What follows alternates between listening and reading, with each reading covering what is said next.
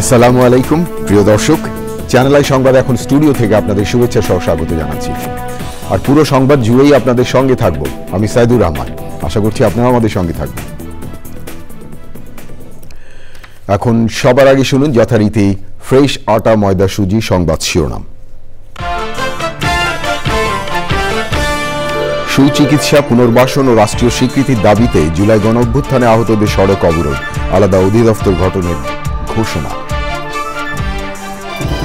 তিতুমিরের শিক্ষার্থীদের শিক্ষা উপদেষ্টার বক্তব্য প্রত্যাখ্যান, বিশ্ববিদ্যালয় রূপান্তরের ঘোষণা পর্যন্ত আন্দোলন চালিয়ে যাওয়ার হুঁশিয়ারি। সংস্কার নিয়ে আলোচনা দীর্ঘ করলে স্বৈরাচার মাথাচাড়া দেবে বললেন তারেক রহমান। সংস্কার প্রস্তাব বাস্তবায়নে নির্বাচনের বিকল্প নেই মন্তব্য। সরবরাহে ঘাটতি না থাকলেও খাদ্যের দাম কেন বাড়ে প্রশ্ন বাণিজ্য উপদেষ্টারা সৌভাগ্যক্রমে দায়িত্ব পেয়েছেন বলেছেন শারজিজ। বিশ্ব ইজতেমার প্রথম পর্বের আখেরি মোনাজাতে মানবতার কল্যাণ ও দেশের শান্তি কামনা। টঙ্গীর তুরাগ তীরে লাখো মুসল্লির জামায়াত। এবং বিপিএল প্লে অফের 4 দল চূড়ান্ত। সোমবার এলিমিনেটরে রংপুরের প্রতিপক্ষ খুলনা ও প্রথম কোয়ালিফায়ারে মুখোমুখি হবে বরিশাল চিটাগং।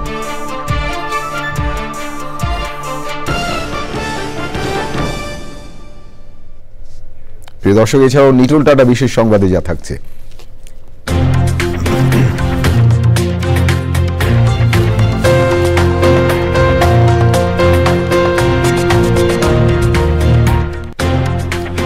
মানিকগঞ্জে ঘিওরে দেশি বীজ বিনিময় উৎসবের খবর।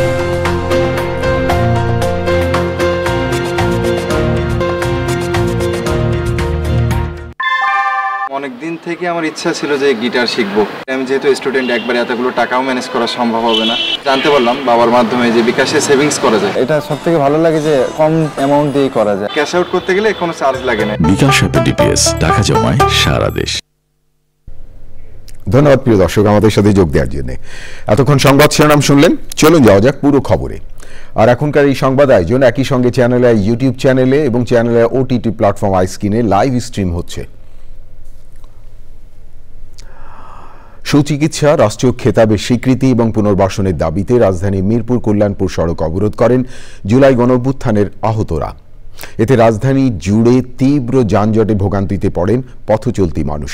জনভোগান্তি বিবেচনায় সন্ধ্যে 6টার পর সড়ক থেকে সরে যান তারা। দেখুন জান্নাতুল বাকিয়া কেকার রিপোর্টটি। সকাল 11টায় রাজধানীর জনবহুল মিরপুর কল্যাণপুর সড়কের শিশুমেলা চত্বরে অবস্থান নেয় জুলাই গণঅভ্যুত্থানের আহতরা। এ সময় বিভিন্ন দাবি দাওয়া লেখা ব্যানার প্ল্যাকার্ড প্রদর্শন করেন তারা। সুচিকিৎসার অভাবে যারা অঙ্গহানির খেসারত দিচ্ছেন তাদের দাবি রাষ্ট্রীয় স্বীকৃতির।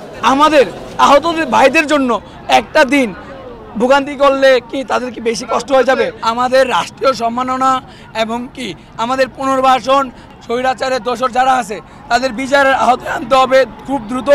যতগুলো জাতির যতগুলো যার স্বার্থ ছিল স্বার্থ নেই, তাও তো আপনারা সবাই পদে বসে গেছেন, সবাই জেল থেকে বেরিয়ে গেছেন, কিন্তু আমাদের কথা কি আপনারা শুনেছেন একটাবার? তখন বলে আমাদের দাবি বা অধিকার না পাই আমরা রাস্তা থেকে নামবো না। সড়কে এই কর্মসূচির কারণে রাজধানীর প্রবেশ পথ গাবতলী শ্যামলী হয়ে মিরপুর কল্যাণপুর পুরো সড়কে যান চলাচল বন্ধ হয়ে যায়। পঙ্গু হাসপাতাল ছাড়াও ঢাকা শিশু হাসপাতাল, হৃদরোগ ইনস্টিটিউট, কিডনি হাসপাতাল এবং জাতীয় মানসিক স্বাস্থ্য ইনস্টিটিউটে রোগী পরিবহনে ভোগান্তিতে পড়েন স্বজনরা। আমাদের সরকারে যারা আছে এদের দায়িত্ব হচ্ছে আইসিআইরে ওদেরকে সুচিকিৎসার জন্য বা আশ্বাস দিয়ে ওদেরকে নিয়ে যাওয়া আর সাধারণ মানুষকে দুর্ভোগ থেকে রক্ষা করা। উপদেষ্টাদের প্রতিনিধিরা আহতদের কাছে এসে দাবি দেওয়া পূরণের লিখিত আশ্বাস না দিলে বিকেল 4টার পর সচিবালয় ঘেরাওয়ের ঘোষণা দেয়া হয়। তবে সন্ধ্যা 6টা পর্যন্ত সরকারের কোনো প্রতিনিধি ঘটনাস্থলে যায়নি। পরে জনভোগান্তি বিবেচনায় সড়ক অবরোধ তুলে নেওয়া হয়। জান্নাতুল বাকিয়া কেকা, চ্যানেল আই, ঢাকা। অমর 21 বইমেলার দ্বিতীয় দিন আজ। আসছে নতুন জুলাই অগস্ট গণঅভ্যুত্থানে নিহত এবং আহতদের জন্য মুক্তিযুদ্ধ মন্ত্রণালয়ের অধীনে নতুন অধিদপ্তর গঠন করা হচ্ছে। আগামী 1 সপ্তাহের মধ্যে এই অধিদপ্তর গঠন করা হবে। আহতদের সারা জীবনের চিকিৎসা ভাতা দেওয়া, সক্ষমতা অনুযায়ী প্রশিক্ষণ ও পুনর্বাসন, শহীদ পরিবারকে আজীবন ভাতা দেওয়ার বিষয়গুলো রেখে করা হচ্ছে নতুন নীতিমালা। রোববার মুক্তিযুদ্ধ বিষয়ক উপদেষ্টার সভাপতিত্বে অনুষ্ঠিত বিশেষ বৈঠকে এই সিদ্ধান্ত নেওয়া হয়। বৈঠকে সমাজ কল্যাণ, স্বাস্থ্য, বিদ্যুৎ, মৎস্য উপদেষ্টা এবং স্বাস্থ্য মন্ত্রণালয়ের বিশেষ সহকারী সহ অন্যরা উপস্থিত ছিলেন। আহত এবং নিহতদের পরিবারের সদস্যদের জন্য প্রয়োজনীয় সব করা হবে বলে জানান উপদেষ্টারা। স্থায়ীভাবে এই আহতদের সারা জীবনের চিকিৎসা এবং পুনর্বাসন সমস্ত কাজগুলি নীতিমালার অধীনে সম্পন্ন হবে। মুক্তিযুদ্ধের যেহেতু মন্ত্রণালয়ের মধ্যে আছে, তাদের বিষয়টা মাথায় রেখে কি বিষয়ে অ্যাড্রেস করলে তাদের জন্য নিরাপদ হবে, তাদের পরিবার নিরাপদ হবে, তাদের জীবিকা সুনিশ্চিত হবে এবং তাদের চিকিৎসা সুনিশ্চিত হবে, সেই সমস্ত ধারাগুলোকে এখানে নেওয়া হয়েছে। প্রিয় দর্শক, এবারে অন্যান্য খবর।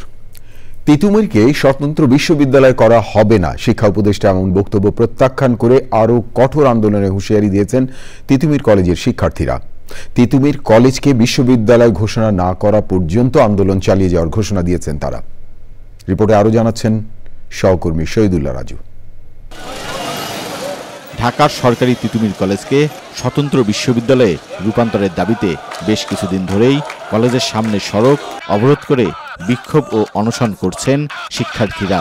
আজ বিশ্ব ইজতেমার আখেরি মোনাজাত থাকায় মুসল্লিদের সুবিধার্থে মহাখালীর মূল সড়ক ও রেলপথ অবরোধ করেননি তারা। দুপুর 12টায় কলেজের সামনের মহাখালী গুলশান সড়ক অবরোধ করেন শিক্ষার্থীরা।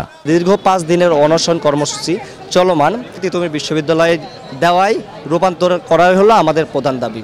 অনশনরত শিক্ষার্থীদের মধ্যে 3 জনের অবস্থা আশঙ্কাজনক বলছেন চিকিৎসক। আমাদের এইখানে যে মেডিকেল টিম এবং মেডিকেল সাপোর্ট আছে, সেই সাপোর্টের দ্বারা ওদের চিকিৎসা এখানে আর চালানো সম্ভব না। ঢাকা বিশ্ববিদ্যালয়ের সাবেক অধ্যাপক মাইনুল আহসান খান শিক্ষার্থীদের দাবির সাথে একাত্মতা ঘোষণা করেন। দুপুরে একনেকের সভা শেষে শিক্ষা উপদেষ্টা বিশ্ববিদ্যালয়ের বিষয়ে কথা বললে তা প্রত্যাখ্যান করেন শিক্ষার্থীরা। উনি আমাদেরকে আশ্বাস দিয়ে গেছেন, ফিজিবিলিটি টেস্টের একটু 2 মাস আগে কমিটি হয়েছে, সেই কমিটি কাজ করছে এবং খুব তাড়াতাড়ি এই কমিটির প্রতিবেদন দিবে। কিন্তু ওনারা আবার এখন যদি বলে তাহলে তিতুমিরকে নিয়ে কোনো সুযোগ বা কোনো বিশেষ সুবিধার ওনারা দেখবেন না, এটি সম্পূর্ণ দ্বিচারিতা। তিতুমিরকে বিশ্ববিদ্যালয় করার জন্য আমরা গত কয়েক মাস ধরে লাগাতার আন্দোলন করে যাচ্ছি। যদি ওনারা আমাদের এখানের এই আন্দোলনটারে কর্ণপাত না করেন, তারা আমরা সামনে কঠোর কর্মসূচি দিতে বাধ্য হব। বিশ্ববিদ্যালয় প্রশাসন গঠন করে 2024-25 সেশনের ভর্তি কার্যক্রম পরিচালনা সহ 7 দফা দাবি দ্রুত বাস্তবায়নের আহ্বান শিক্ষার্থীদের। Shahidullah Raju, channel I, Dhaka. জাতীয় অর্থনৈতিক পরিষদের নির্বাহী কমিটি একনেকের বৈঠকে 12,532 কোটি টাকা ব্যয়ের 13টি প্রকল্প অনুমোদন দেওয়া হয়েছে। প্রধান উপদেষ্টা এবং একনেকের চেয়ারপারসন অধ্যাপক ডক্টর মোহাম্মদ ইউনুসের সভাপতিত্বে একনেকের সভায় এই অনুমোদন দেওয়া হয়। পরিকল্পনা কমিশন চত্বরে এনএসি সম্মেলন কক্ষে অনুষ্ঠিত সভা শেষে পরিকল্পনা উপদেষ্টা ডক্টর ওয়াহিদুদ্দিন মাহমুদ জানান, প্রকল্পগুলোর মধ্যে সরকারি অর্থায়নে 4,097 কোটি 23 লাখ টাকা, প্রকল্প ঋণ 7,328 কোটি 95 লাখ টাকা এবং সংস্থার নিজস্ব অর্থায়নে 1,106 কোটি 10 লাখ টাকা। অনুমোদিত প্রকল্পগুলোর মধ্যে চট্টগ্রাম মহানগরীর উত্তর কাট্টলী ক্যাচমেন্ট স্যানিটেশন, মংলা বন্দরের সুবিধাদি সম্প্রসারণ ও উন্নয়ন এবং ধান, গম ও ভুট্টার উন্নততর বীজ উৎপাদন এবং উন্নয়ন প্রকল্পগুলো উল্লেখযোগ্য। সরবরাহে ঘাটতি না থাকলেও খাদ্যপণ্যের দাম কেন বাড়ে, এই প্রশ্ন বাণিজ্য উপদেষ্টা শেখ বশিরউদ্দিনের। তিনি বলেন, বিশ্ববাজারে ভোগ্যপণ্যের দাম কমতির দিকে, তাই সবকিছুর দাম কমার কথা, বাড়বে কেন বুঝতে পারছেন না তিনি। বৈষম্য বিরোধী ছাত্র আন্দোলনের সমন্বয়ক সার্জির আলম উপদেষ্টাদের মনে করিয়ে দেন, তারা সৌভাগ্যক্রমে দায়িত্ব পেয়েছেন। বিদায় নেওয়ার আগে সবাই যেন অন্তত একটা সংস্কার করেন, সেই অনুরোধ তার। রিপোর্টে আরও জানাচ্ছেন রিজভী নওয়াজ। দৈনিক বণিক বার্তার আয়োজনে বাজার তত্ত্বাবধানের কৌশল অনুসন্ধানে নীতি নির্ধারণী সভা। প্রায় 5 ঘন্টা লম্বা আলোচনায় অংশ নেন বাণিজ্য উপদেষ্টা, সচিব, বাণিজ্য মন্ত্রণালয়ের অধীনে বিভিন্ন দপ্তর এবং অধিদপ্তরের প্রধান কর্মকর্তা, আয়োজন সহযোগী, মিউচুয়াল ট্রাস্ট ব্যাংকের এমডি, ব্যবসায়ী নেতা, গবেষক সহ কয়েকশো মানুষ।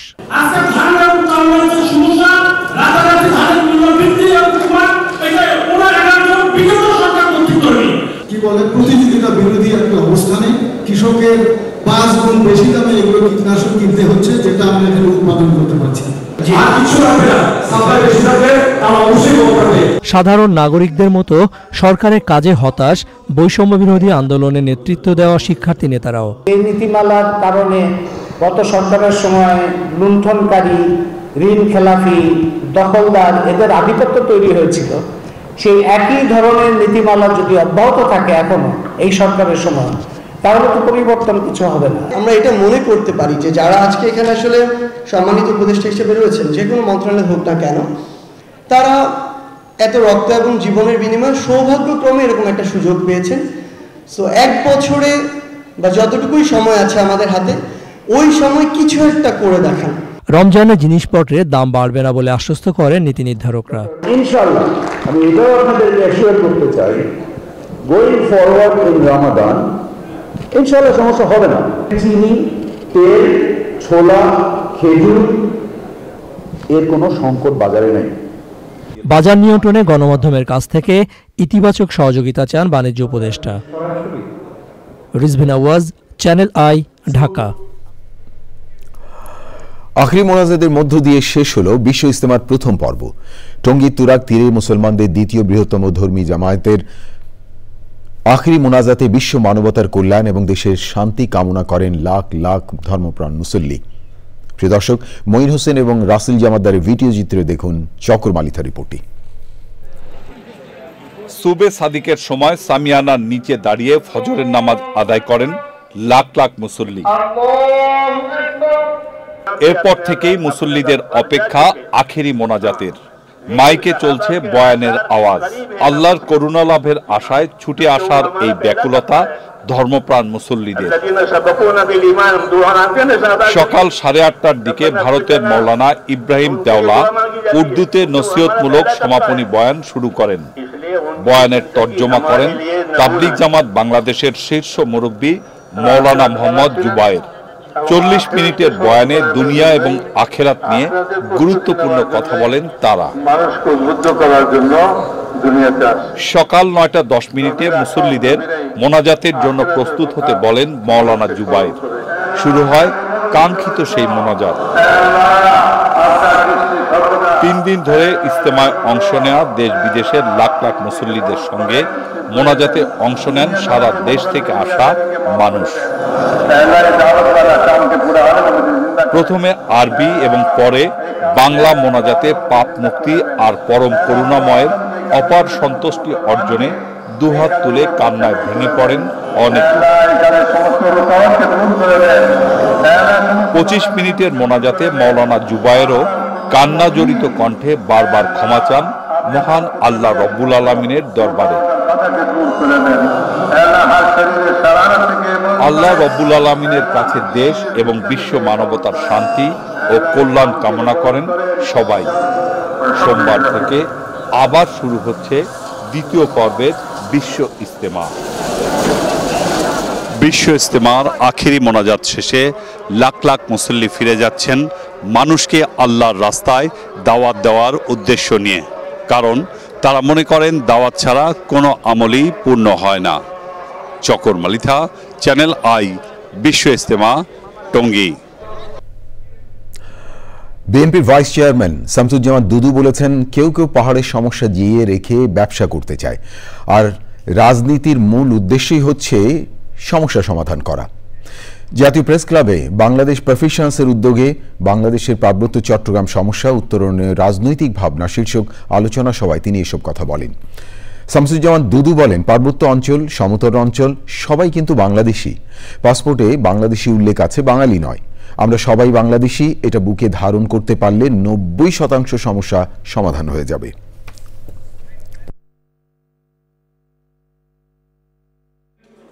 নিরাপত্তা তাদের অবস্থা নিয়ে তারা শঙ্কিত হতে পারে, কিন্তু এতদিন যা হয়ে এসেছে সেটি তো খুব ভালো বিষয় নেই। বাংলাদেশের মধ্যে থাকবেন, বাংলাদেশের মধ্যে আবার আপনি অস্ত্র ধারণ করবেন, আইনের বাইরে নিজস্বতার মধ্যে থাকবেন, এটা বোধহয় মানবিক স্বাধীনতা, রাজনৈতিক যেভাবে আমি বিশ্লেষণ করি, খুব একটা গ্রহণযোগ্য না। শামসুজ্জামান দুদু বিএনপি নেতা কথা বলছিলেন। জলাভূমি ভরাট বন্ধ করার পাশাপাশি মৃতপ্রায় জলাভূমিগুলোকে পুনরুদ্ধার করা না গেলে ঢাকা পুরোপুরি বসবাস অযোগ্য হয়ে পড়বে বলে অভিমত বিশেষজ্ঞদের। বিশ্ব জলাভূমি দিবস উপলক্ষে রাজধানী কৃষিবিদ ইনস্টিটিউশন মিলনায়তনে রিওয়েট ঢাকা শীর্ষক এক সংলাপে এসব কথা উঠে আসে। এতে স্থানীয়দের নেতৃত্ব এবং অংশীদারিত্বে জলাভূমি পুনরুদ্ধারের প্রকল্পের ধারণা উপস্থাপন করা হয়। নগরের জলাভূমির নেটওয়ার্ককে কিডনির সাথে তুলনা করে জলাধার পুনরুদ্ধারে জোর দেন বক্তারা। আয়োজনে অংশ নিয়ে জলাশয় না বাঁচলে ঢাকাকে বাঁচানো যাবে না বলে হুঁশিয়ারি করেছেন পরিবেশ, বন ও জলবায়ু পরিবর্তন উপদেষ্টা সৈয়দা রিজওয়ানা হাসান। জলাশয়গুলো না বাঁচলে ঢাকাকে কিন্তু বাঁচানো যাবে না। আপনি একটু বৃষ্টি হলে কেন 27 নম্বরে যে পরিমাণ পানি হয় এবং আমরা বলি যে এটা ঢাকার কক্সবাজার হয়ে গেছে, এই বাস্তবতা থেকে সরে আসতে গেলে আমাদের সকলকে বুঝতে হবে যে যদি ঢাকাকে বাসযোগ্য করতে হয় জলাশয় বাঁচানোর, সবুজ বাঁচানোর আমাদের কোনো বিকল্প নেই। শুধু বাঁচানো না, আমাদেরকে আসলে বাড়াতেও হবে। সৈয়দা রিজওয়ানা হাসান জলবায়ু উপদেষ্টা কথা বলছিলেন। নতুন বছরে নড়াইলে শীতার্তদের পাশে দাঁড়িয়েছে ট্রাই ফাউন্ডেশন। তীব্র শীতে কম্বল পেয়ে হাসি ফুটেছে জেলার কালিয়া উপজেলার খড়িয়া গ্রামের হতদরিদ্র ছিন্নমূল মানুষের মুখে। অসহায় মানুষের পাশে দাঁড়ানোয় স্বেচ্ছাসেবী সংগঠন ট্রাই ফাউন্ডেশনকে অভিনন্দন জানিয়েছেন স্থানীয় বিশিষ্টজনেরা। দানিয়াল সুজিত বোসের তথ্য ও ভিডিও চিত্র নিয়ে দেখুন আল মুকসিদের রিপোর্টটি। শীতবস্ত্রের অভাবে শীত মৌসুমে দুর্দশায় পড়তে হয় প্রান্তিক ও হতদরিদ্র জনগোষ্ঠীর মানুষদের। নড়াইলে এমনই প্রায় 200 দুস্থ ও শীতার্ত মানুষের মাঝে কম্বল বিতরণ করেছে ট্রাই ফাউন্ডেশন। দীর্ঘ 20 বছরের ধারাবাহিকতায় বিভিন্ন দুর্যোগে অসহায় ও বঞ্চিতদের মাঝে খাদ্য সামগ্রী ও শীতে কম্বল বিতরণ করে আসছে ট্রাই ফাউন্ডেশন। এ ধরনের মানবিক উদ্যোগের জন্য ট্রাই ফাউন্ডেশনের কাজের প্রশংসা করেছে কম্বল নিতে আসা অসহায় মানুষেরা। এই বস্তার দানের মতন দান নাই, তা আল্লাহর কাছে বলি হাজার হাজার আশীর্বাদ দিই যেন এরকম দান বছর বছর করতে পারে। তীব্র শীতে দেশের প্রত্যন্ত অঞ্চলে শীতার্ত ও অসহায় মানুষের পাশে বিত্তশালীদের দাঁড়ানোর আহ্বান জানিয়েছেন ট্রাই ফাউন্ডেশনের সদস্যরা। আল মুকসিদ, চ্যানেল আই। এবারে ভাষার মাস ফেব্রুয়ারি।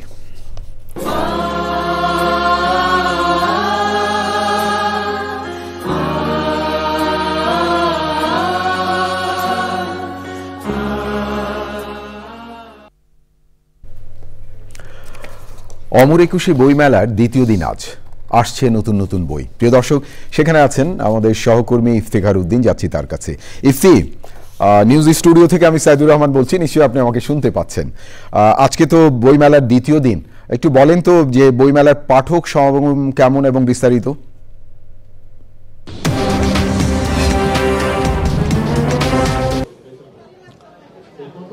সাইদুল, আমি এখন বইমেলায় আছি। আজকে বইমেলায় নতুন 13টি বই এসেছে।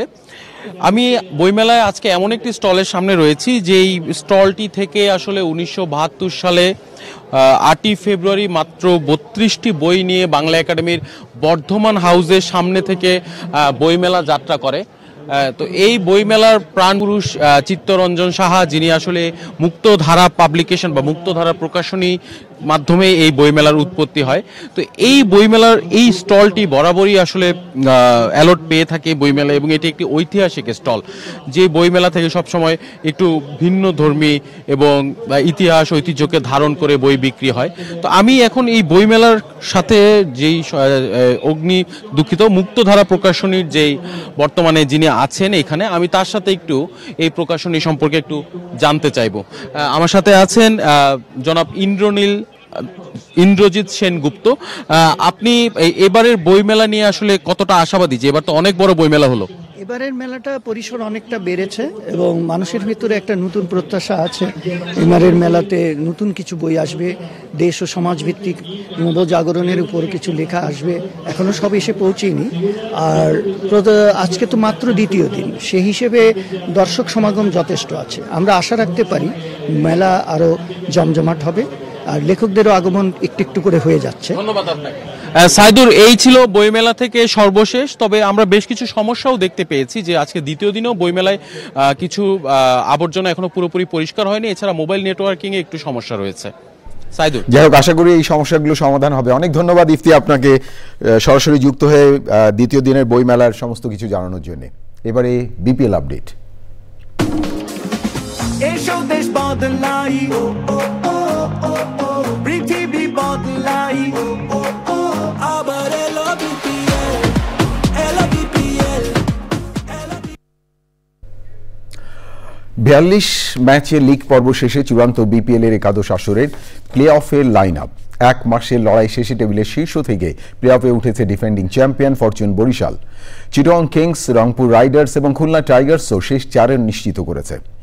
সোমবার দুপুর 1:30টায় এলিমিনেটরে খুলনা টাইগার্সের বিপক্ষে খেলবে রংপুর রাইডার্স। একই দিন সন্ধ্যা 6:30টায় প্রথম কোয়ালিফায়ারে উত্তাপ ছড়াবে তামিম ইকবালে ফরচুন বরিশাল ও চিটাগং কিংস।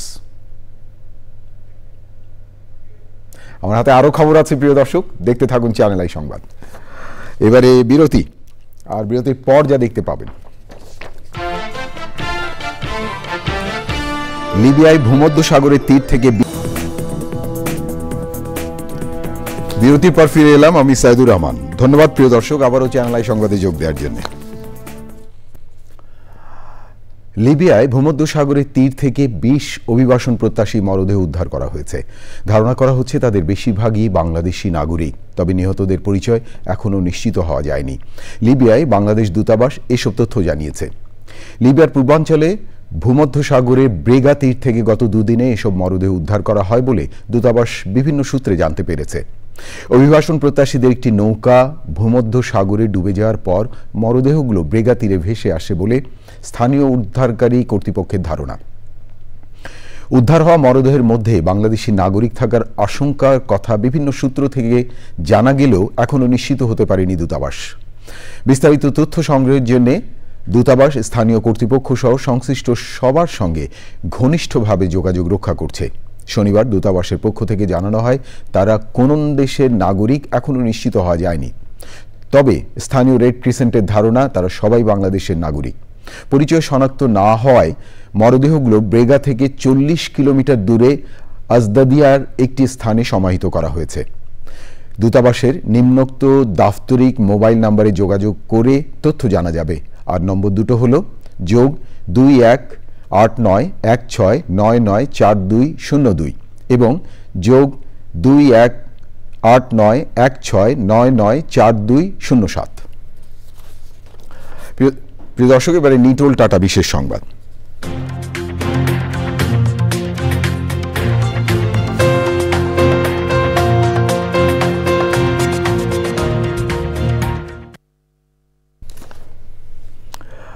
মানিকগঞ্জে ঘিওরে দেশি বীজ বিনিময় উৎসব হয়েছে। উপজেলার বালিয়াখোড়া ইউনিয়নের কাউটিয়া প্রাণ বৈচিত্র্য খামারে আয়োজিত উৎসবে দেশের বিভিন্ন এলাকা থেকে আসা কৃষক অংশ নেন। প্রাকৃতিক কৃষক সমাজে আয়োজিত বীজ প্রদর্শনী এবং বিনিময় উৎসবে শাকসবজি, ধান, ডাল, তেল, মশলা, ফুল ও ফল বীজ সংরক্ষণ এবং স্থানীয় বীজ বিষয়ক আলোচনা ও করণীয় নিয়ে কৃষকদের সাথে আলোচনা করা হয়। বীজ উৎসব হয়ে ওঠে ফসলের গান আর প্রাকৃতিক কৃষকদের মিলন মেলা। 10 বছর আগে যে প্রচুর পরিমাণ দেশি বীজ পাওয়া যেত 20 বছর আগে, এখন আর সেই দেশি বীজ নেই। নানা আবহাওয়ায় বাংলাদেশে বিভিন্ন আবহাওয়ায় জলবায়ু পরিবর্তন হচ্ছে, সেই সব পরিবর্তনের জন্য দেশি বীজটা খুব জরুরি এবং দেশি বীজ কম রাসায়নিক সার, পেস্টিসাইড এগুলো ছাড়াও প্রাকৃতিকভাবে চাষাবাদ করা যায়।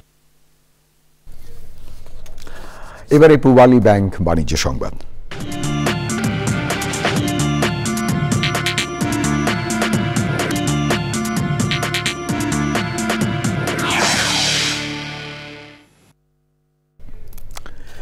জিপিএইচ ইস্পাত লিমিটেড আয়োজিত গ্র্যান্ড ইভেন্ট জিপিএইচ মহারাজ দরবার অনুষ্ঠিত হয়েছে। এই ফ্ল্যাগশিপ ইভেন্টের মাধ্যমে জিপিএইচ তাদের চ্যানেল পার্টনারদের বাৎসরিক পারফরমেন্সের ভিত্তিতে বিশেষ সম্মাননা প্রদান করে থাকেন। এছাড়া চ্যানেল পার্টনারদের সন্তানদের জিপিএফ 5 সম্মাননা এবং তাদের মায়েদের কৃতি মা সম্মাননা প্রদান করেন। দুদিনের এই অনুষ্ঠানে জিপিএইচ গ্রুপের চেয়ারম্যান এবং managing director Mohammad Jahangir Alam, GPH ইস্পাতের চেয়ারম্যান মোহাম্মদ আলমগীর কবির, জিপিএইচ ইস্পাতের additional managing director Mohammad Almas Shimul, GPH ইস্পাতের ডিরেক্টর মোহাম্মদ আশরাফুজ্জামান এবং জিপিএইচ ইস্পাতের ডিরেক্টর মোহাম্মদ আব্দুল আহাদ সহ অন্যরা উপস্থিত ছিলেন। প্রিয় দর্শক, থাকুন চ্যানেল আইয়ের সঙ্গে। ফিরছি একটু পরে আরো খবর নিয়ে। আবারও বিরতি, আর বিরতির পর যা দেখতে পাবেন।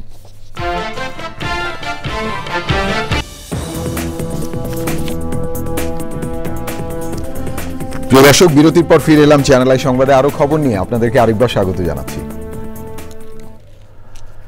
ছাত্র অধিকার পরিষদের সভাপতি বিন ইয়ামিন মোল্লা বলেছেন, আগামী 24 ঘন্টার মধ্যে আওয়ামী লীগের কর্মকাণ্ড নিষিদ্ধ করতে হবে, তা না হলে সচিবালয় অভিমুখে লং মার্চ করা হবে।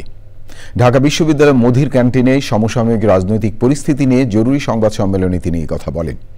বিন ইয়ামিন মোল্লা বলেন, গত 6 মাসে অন্তর্বর্তী সরকারের কার্যক্রমকে এক প্রকার ব্যর্থ বলা যায়। এ সময় ছাত্র সংগঠনগুলোকে নিয়ে জাতীয় ছাত্র কাউন্সিল গঠন করার দাবি জানান তিনি। 6 ফেব্রুয়ারি সারা দেশে বিক্ষোভ এবং 10 ফেব্রুয়ারি অবস্থান কর্মসূচি ঘোষণা করেন বিন ইয়ামিন মোল্লা। শহীদ প্রেসিডেন্ট জিয়াউর রহমানের 89তম জন্মবার্ষিকী উপলক্ষে রাজধানীর তেজগাঁ এলাকায় শীতবস্ত্র বিতরণ করা হয়েছে। বিকেলে 24 নম্বর ওয়ার্ড সমিতি বাজার বিএনপির পরিবারের পক্ষ থেকে এই আয়োজন করা হয়।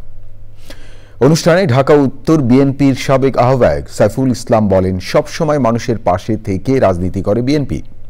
আগামী নির্বাচনে বিএনপির পক্ষে জনগণের সমর্থন পেতে কর্মীদের আহ্বান জানান তিনি।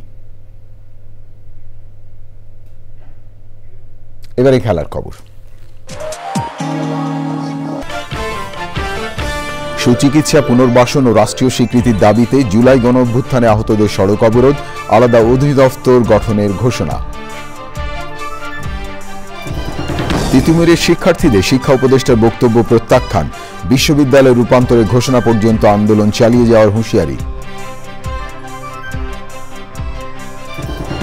সংস্কার নিয়ে দীর্ঘ আলোচনা করলে স্বৈরাচার মাথাচাড়া দেবে বললেন তারেক রহমান। সংস্কার প্রস্তাব বাস্তবায়নে নির্বাচনের বিকল্প নেই মন্তব্য। সরবরাহের ঘাটতি না থাকলেও খাদ্যের দাম কেন বাড়ে প্রশ্ন বাণিজ্য উপদেষ্টার। উপদেষ্টারা সৌভাগ্যক্রমে দায়িত্ব পেয়েছেন বলেছেন সার্জিস। বিশ্ব ইজতেমার প্রথম পর্বে আখিরি মোনাজাতে মানবতার কল্যাণ ও দেশের শান্তি কামনা। টঙ্গীর তুরাগ তীরে লাখো মুসল্লি জামায়াত। এবং বিপিএল প্লে অফের 4 দল চূড়ান্ত। সোমবার এলিমিনেটরে রংপুরের প্রতিপক্ষ খুলনা ও প্রথম কোয়ালিফায়ারে মুখোমুখি হবে বরিশাল চিটাগং।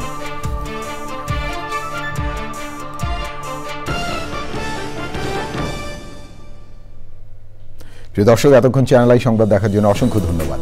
আর চ্যানেল আই সর্বশেষ সংবাদ জানতে ভিজিট করুন channelionline.com-এ আর যুক্ত থাকুন আমাদের সোশ্যাল মিডিয়া প্ল্যাটফর্মগুলোর সাথে। প্রিয় দর্শক, ভালো থাকবেন আর ভালো রাখবেন সবাইকে।